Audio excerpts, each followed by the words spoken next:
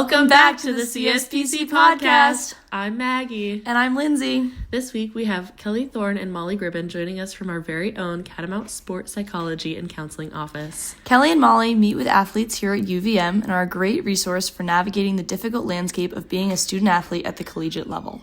Maybe, do you guys want to start by introducing yourself to the podcast? My name's Kelly Thorne, and I oversee Catamount Sports Psych and Counseling here in athletics. The unit has been in existence since about 2017, 18 year.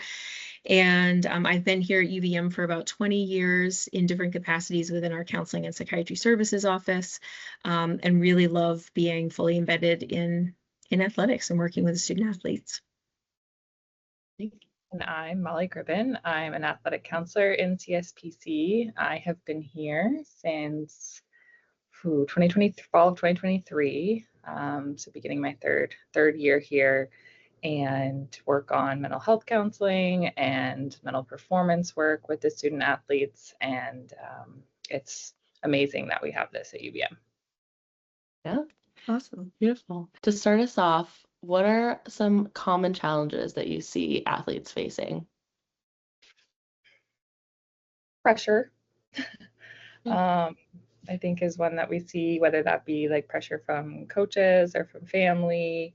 A lot of the times it's self-induced pressure. A lot of the athletes we work with are really high achieving and have a lot of perfectionist tendencies. And so when they're balancing academics and athletics and social life and trying to recover, and it can be a lot. And I think at different points in the semester too, we probably see that stress and kind of the pressure and anxiety increase. It's common kind of in the fall for that to really peak, especially with how busy the fall is and how there's a lot of people transitioning to college in the fall.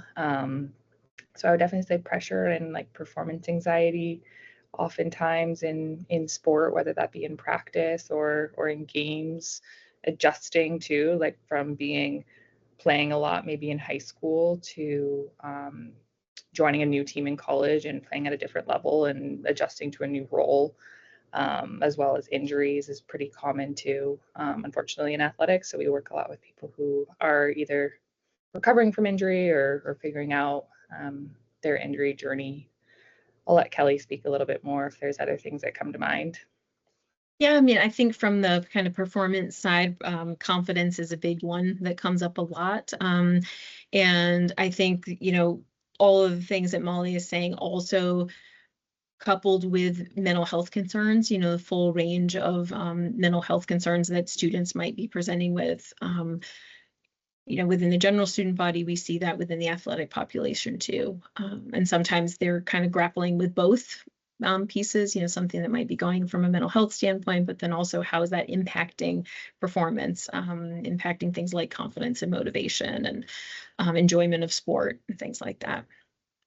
Yeah. What do you think are ways to mitigate that stress or that pressure during season while athletes are in season? What do you think are good ways to help tackle that?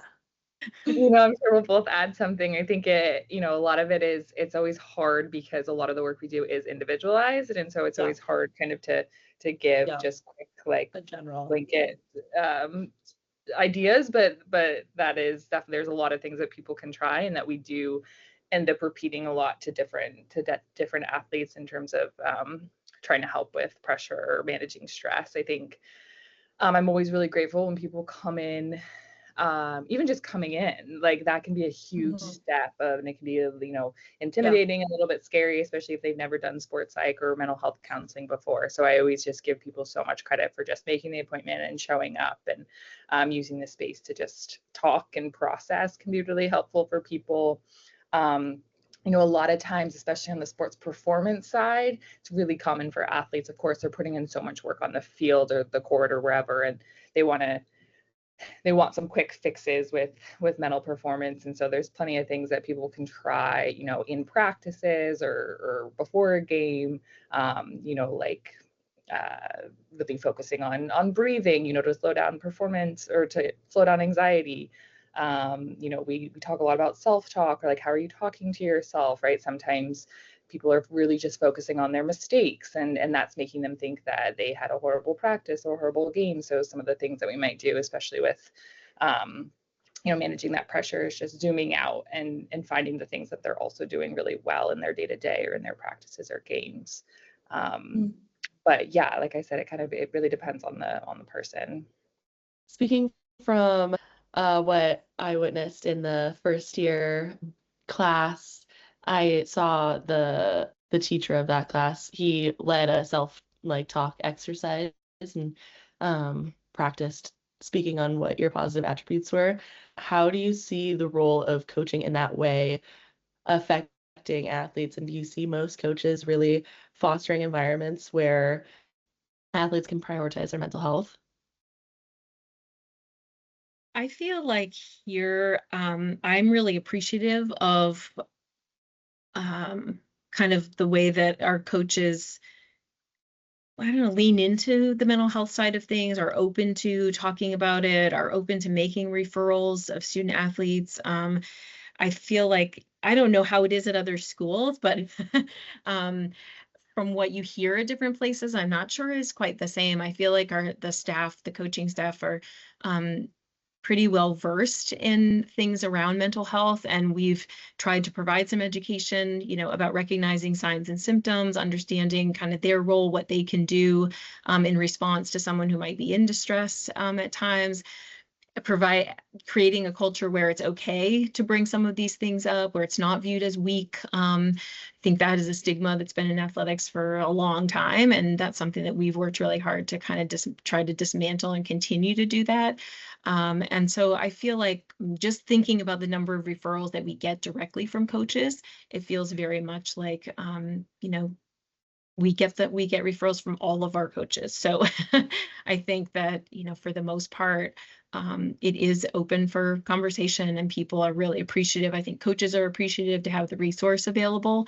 And I think they encourage the students to seek out the support if they need it. I think we even hear conversations in recruiting, when people are passing by in the hallway, or if our doors are open and we meet families and students, looking at UVM, that they highlight, the sports psych and mental health services as a resource, valuable resource. So that's really wonderful. That's definitely what I've witnessed in the halls, even just the community that you feel within, even just like cross teams. Do you feel like without consultation, I know it's hard to give blanket statements like we said, but do you feel like without consultation, there's any sort of whether it's breathing exercises or any just kind of general tips to help athletes with their overall mental health habits, being on a team, being in the team environment, working with coaches? Do you feel like there's just little things day to day that athletes can do?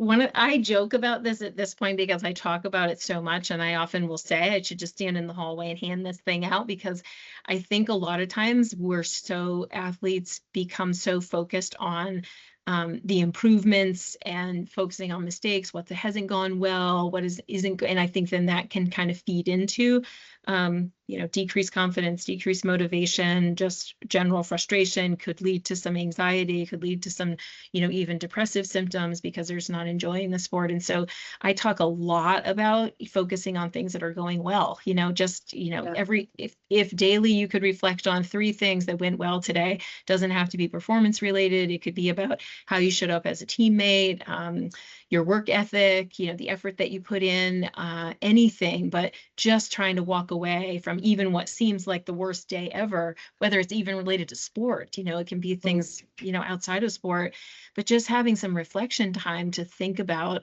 what went well, what did I do well, what do I feel proud of? I feel like I talk about that a lot. It sounds so simple, but it has such a big impact. It sounds so simple. And oftentimes when we're talking about confidence, I'll ask people, are you spending more time thinking about what's going wrong than what's going well? And more often than we don't even realize it, because we're just human nature. We're just kind of wired to focus on like what isn't happening or what's not.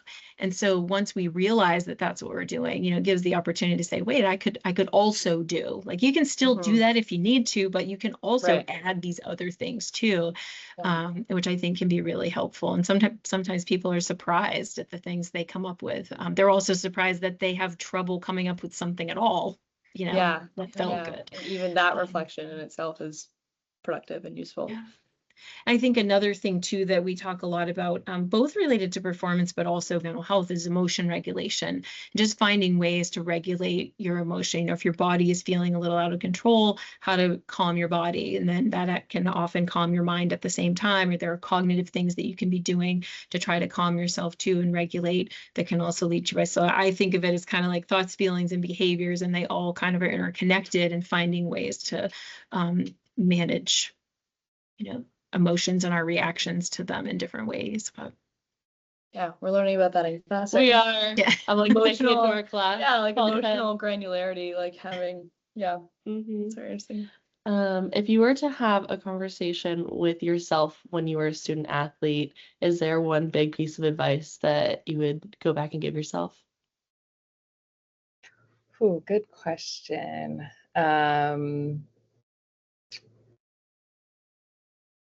Yeah, I think I actually remember doing this exercise when I was a senior. I was asked that to tell like my freshman self. And I remember at that time, I had said, use all your resources.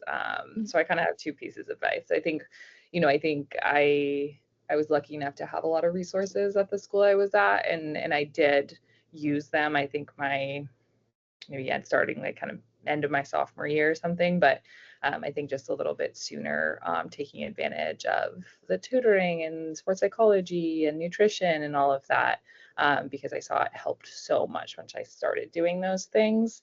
I think looking back now that I have a little bit more space from when I was a student athlete, I was really hyper focused on my sport and succeeding, and stayed pretty in that athletic world at my school, friends with a lot of my teammates and friends with some other people on teams, but I didn't really expand beyond the athletic campus.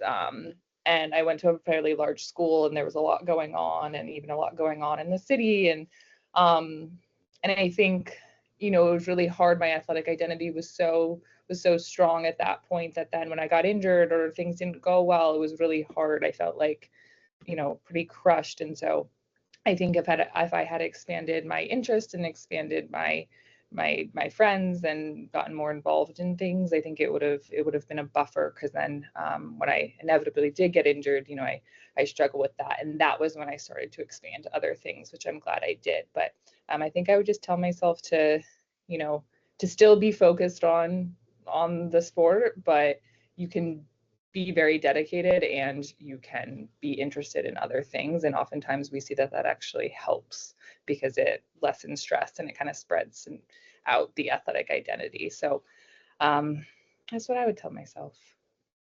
I love that. I think I would tell myself to give yourself permission to make mistakes and be confident, be more confident, have confidence. That's easy to say, I get, but I think I didn't realize until after college that, looking back and delving into sports psychology and studying that I looked back and thought, I didn't really have a lot of confidence in myself, and thus, was kind of like I played it safe, a lot of times, or pass the puck off instead of shooting it, taking a shot at the goal versus, and risking missing or, not making it. But instead it was kind of like, found myself a lot of times passing it off, and I remember instances where we would have captain's practices and I felt like a different player out there than when the coaches were there. And that's just interesting, like what was that about? Or what was that, pressure or fear of making mistakes in front of coaches or things like that. So I think I wish I would have known all that was going on at the time and could have talked about it with somebody. It probably would have been helpful. How much of your own experience do you find that you bring into your work as a counselor with student athletes? It's a balance. I think it's a balance because I think it's really nice to be in this position. And I think it's really helpful sometimes for athletes. I won't speak for everybody, but I've seen that oftentimes it can be really helpful for athletes, like to know that, oh, you were a college student athlete, Yeah, you kind you of get it. Yeah. Or for somebody who is coming in for mental health counseling and maybe they've seen a therapist before, but that therapist doesn't have the sport background. I think they oftentimes really like that. Kelly and I both have both. We have the mental health and we have the sports psychology, and then we both were athletes. So I think that can be good just for being able to relate. You know, I think as a counselor, you're also always aware of what's going on for you when you're in a session with somebody. And it's also kind of important to, make sure you're not, your experience is not someone else's experience. So make sure that, the emotions and memories and things that are coming up for you to be aware of that and how that might influence what questions you ask or how you show up in this space. So that's just always something that I'm aware of, like, especially when I'm working with track and field athletes or somebody who did my same events in track and field. But then on the flip side of that, it also gives me an understanding. I know that event so well. I maybe know, I can relate in a way that maybe I can't relate when I'm working with a sport that I never played. But I think I also really try and minimize kind of my experience, because it's not about my experience in the counseling space. And sometimes I'll share, sometimes people will ask me, I had someone asked me, like, what was it like when you stopped competing? And I feel like that me answering that question was going to be helpful for them. So, I'll use my experience in that way when it feels helpful for the student athlete.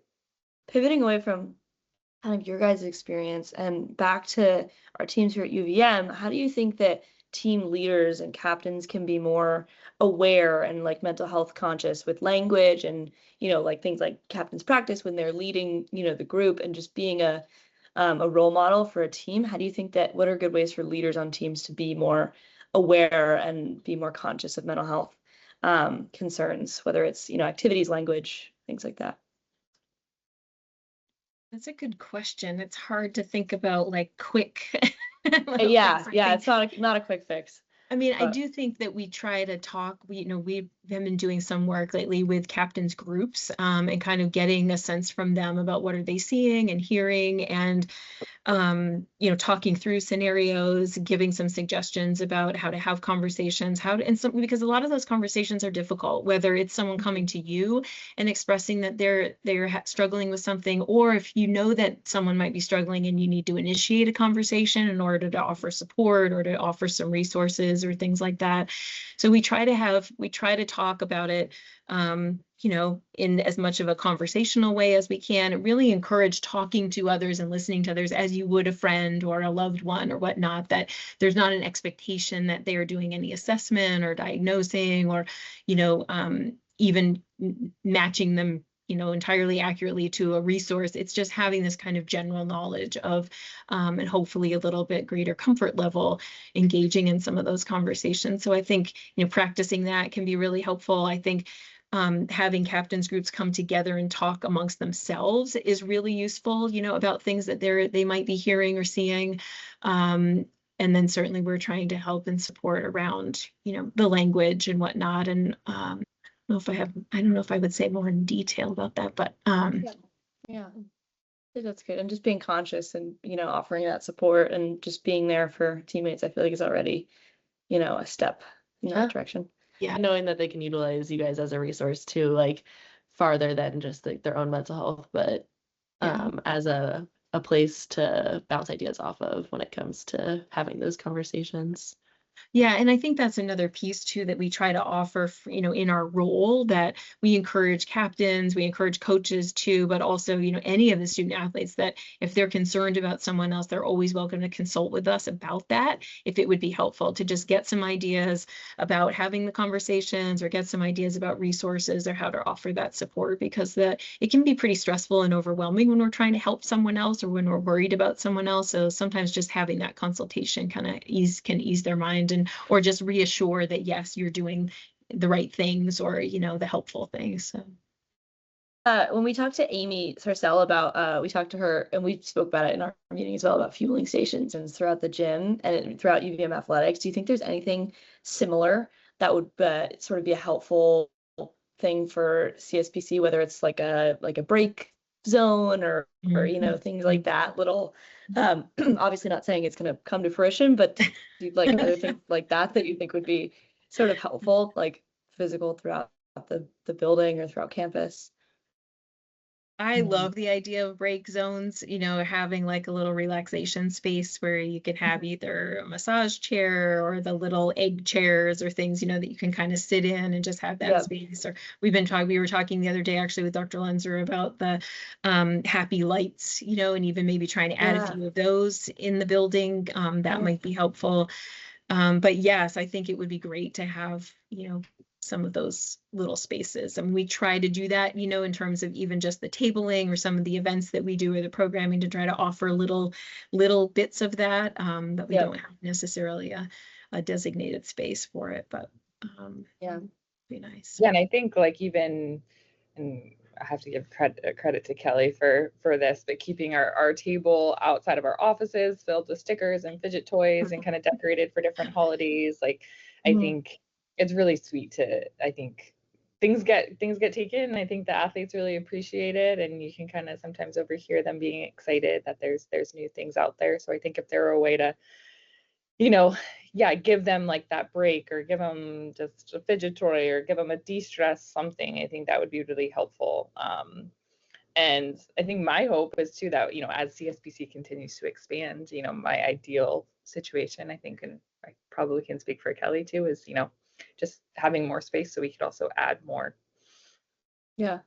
space for staff, and more space for interns, and just more space. But I think probably everybody at UVM would want more space. But I guess for ideal sense, that I can definitely see CSPC expanding and then being able to offer more. Yeah. How do you, I know this was asked in the previous podcast episodes, but how have you kind of seen the journey of CSPC growing? And it's great to hear that you see it expanding even more, hopefully. But how do you kind of see the journey of it growing throughout, coming out of Center for Health and Wellbeing and Kelly working with CAPS, and how do you kind of see that progression over the past few years? Your highlights? Yeah, that's interesting to think about. I mean, I think one of the things that happened for us specifically in the building was we were really fortunate to have a new space to be working out of. And I think we have certainly appreciated that immensely. And I think the student athletes have appreciated too. We heard comments pretty early on that feels like a little bit more private than maybe our old space. It's much quieter than our old space. And so just to have students recognize that too, I think feels good. So we've appreciated that a lot. One of the things that I say, this has less to do maybe with some of the programming, but I feel like over time here, I've just noticed, and then having conversations with colleagues at other schools, I am always appreciative of how receptive the staff, how receptive people are to the mental health side of things, and how respectful they are about the boundaries around mental health. It's really hard when you see someone every day and you have them at practice and you're traveling with them and whatnot, and you're concerned about them and you refer them to us, and then we say, we can't tell you anything because of confidentiality. That's not always easy. And I know that there are colleagues in other places who get a lot more kind of pushback around some of that. And I feel really appreciative here that the staff are very respectful of that and know it and appreciate it, and also continue to make referrals and to continue to talk to us about the concerns that they have. And so that has felt like, that's a huge part of the work. And so just knowing that there is that kind of, I don't know, it feels collaborative to me in a lot of ways. It feels like the work is valued, by others too. And so I would say that I think that we're always trying to expand and develop. Some of the things that are in the works right now is trying to grow, offer some practicum and internship experiences for graduate students who are interested in sports psych and counseling. So we are really close to having our first practicum student here. I'm really excited about that. I think that'll be really nice. We get a lot of emails and requests asking if we have those opportunities, and it'll feel really good to say, yes, we do. Here's an application, you know? So looking forward to that piece. And I think that only benefits, everyone here, the student athletes particularly, but also the staff, because it just expands our capacity in terms of what we're able to do and what we can offer. So. Yeah. I think that's also great for growing the program too. Yeah. And I know we talk about a lot in our meetings, like trying to, market and get the word out. And I Yes. feel like, having a practicum student is a great way to spread the word. Yeah.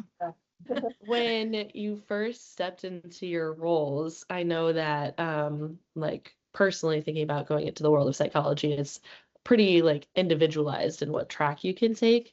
Did you picture yourself being in such a mentor position with interns and practicum like grad students? And how has that been like rewarding or like different than you thought it would be? Yeah, I mean, I don't know as I knew or had thoughts about the supervisory piece until late in grad school in my doctoral program, where we had opportunities to do a supervision kind of experience. Like there was a supervision soup seminar, if you will.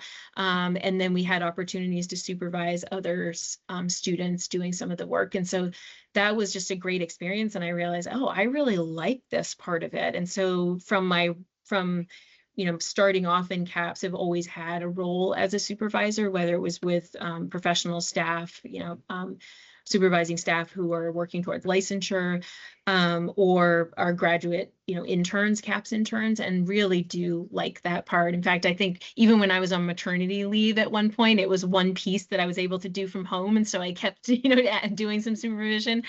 So I do really like it. And actually I'm excited to kind of be doing more of that if we have some interns here, prac students. It's an interesting question too, because I think it makes me reflect a little bit of just like where I'm at in my career, and where I feel like I blinked and I was in grad school pretty recently and was at an internship site and was the one receiving supervision, and so it's been really nice actually to reflect on kind of the 3 years and being able to see the growth and being able to kind of now be on the other side of it, where now I get to be more of that. And I think it's something that I want to continue to step into and continue to grow. And I think with, CSPC has a really strong, base of offering these undergrad internships, which I think is great. And so that obviously allows for that type of mentorship of you all and getting experience and working with you each week. And then, I'm hopeful for myself as I continue in the mental health counseling role and the sports psychology role, that in both those spaces I can continue, as I gain more experience, then can continue to be what Kelly's talking about and be more of actually like a clinical supervisor. So that's something that I'm really looking forward to expanding in the coming years. That's wonderful. That's great. You guys have been great mentors, I will say. Like, great mentors, yeah. Thank you. Yeah. Is there anything else you would like to plug while we're here or talk about?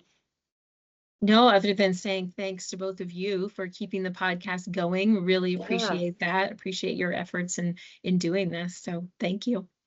We're excited.